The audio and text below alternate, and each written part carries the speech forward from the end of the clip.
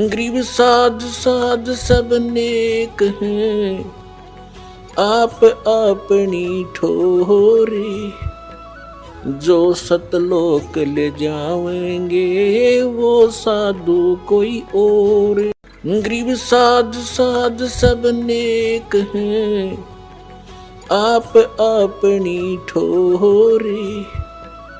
जो सतलोक ले जावेंगे वो साधु कोई और। अब आपको दिखाते हैं तीनों देव की जो करते भक्ति उनकी कदे ना हो वह मुक्ति। 600 वर्ष पहले भगवान कह के गए कबीर जी, और आज हमारी गीता जी बता रही है ये कि इन तीनों देवताओं की भक्ति किस टाइप के आदमी करते हैं। देखो पहले ये सिद्ध करते हैं गुण किसे कहते हैं। मार्कंडेय पुराण है, संक्षिप्त मार्कंडेय पुराण गीता प्रेस गोरखपुर से प्रकाशित है। इसके भी 123 पृष्ठ पर आपको दिखाते हैं।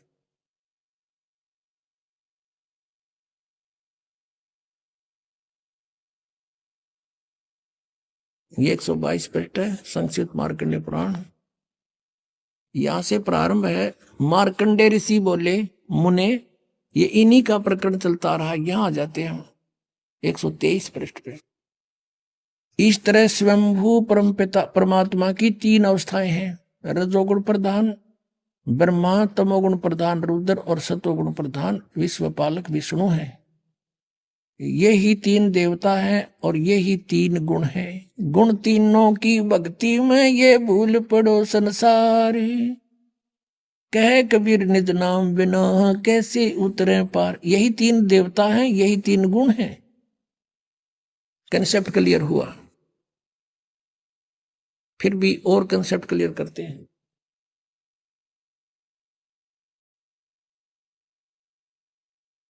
एक संस्कृत सहित है श्रीमद देवी भागवत, अथ देवी भागवतम सभाष्टिकम सहमात्यम, खेमरा श्री कृष्ण दास प्रकाशन बंबई। इसके हम तीसरे पृष्ठ स्कंद में आते हैं। अथ श्रीमद देवी भागवते भाषा टीका युक्ते तृतीय स्कंद प्रारंभते। अब इसके 11 पृष्ठ पर आते हैं और तीसरा स्कंद अध्याय 5। यहां देखना, ये 7वां श्लोक समाप्त हुआ, 8वां प्रारंभ होता। हे माते, यदि हमारे ऊपर सदा आप दया युक्त हैं हो तो हमको तमोगुण में किस प्रकार प्रदान किया है, ब्रह्मा रजोगुण और हरि सतोगुण युक्त क्यों किए हैं। अब संस्कृत और पढ़ाएंगे। देखियो ये 7वां समाप्त हुआ, 8वां प्रारंभ होता है। यदि दया धर्मना न सदा अंबिके, यदि आप दयालु हमारे ऊपर है दुर्गा है अंबिके, कथम अहम विहित है। शंकर जी कह रहे हैं कि कथम अहम विहित है, किस प्रकार मैं बना दिया तमोगुण है। और कमल जय, कमल से उत्पन्न होने वाले ब्रह्मा को रजगुण संभव, सुवित किमु सतोगुण हरि और विष्णु जी को आपने सतोगुण क्यों बढ़ा दिया। इति सिद्धम रजगुण ब्रह्मा सतगुण विष्णु तमगुण शिव जी। अपनात्मो श्रीमद भगवत गीता में आपको दिखाते हैं कि इन तीनों गुणों त्रिगुणमयी माया रजगुण ब्रह्मा सतगुण विष्णु तमगुण शिव जी की जो पूजा करते हैं उनको क्या उपमा दे रखी है इस पवित्र ग्रंथ में। देखिएगा श्रीमद भगवत गीता, गीता प्रेस गोरखपुर से प्रकाशित है। जयदयाल गोविंद का इसके अनुवादक है। अध्याय नंबर 7 के अब ये 7वां अध्याय है। इसमें गीता ज्ञानदाता कहता है कि पार्थ, अनन्य प्रेम से मुझ में आसक्तित मेरे प्राण होकर योग में लगा हुआ जिस प्रकार से संपूर्ण विभूति बल ऐश्वर्य युक्त गुणों युक्त सबके आत्म रूप समग्र यानी पूर्ण रूप से मुझको संशय रहित जानेगा, उसको सुन। इतना ऐसा ज्ञान सुना दूंगा जो तुम मुझे अच्छी तरह समझ जाए मैं क्या हूं, मेरी क्या स्थिति है। अब दूसरे में क्या कहता है कि मैं तेरे लिए इस विज्ञान से तत्व ज्ञान को पूर्णतः कहूंगा, जिसको यू तत्व ज्ञान नहीं है, इस ज्ञान को सीधा है जानकर संसार में फिर कुछ भी जानने योग्य शेष नहीं रह जाता। फिर देखो इसमें कहा है कि हजारों मनुष्यों में कोई एक मेरी प्राप्ति के लिए यत्न करता है, नहीं तो अन्य देवताओं की पूजा करते रहते हैं। यत्न करने वाले योगियों में भी कोई एक मुझको तत्व से यथा रूप से जानता है, यानी को एकाधा जानता मुझको। और फिर देखो ये दोनों प्रकृति बताई है इसमें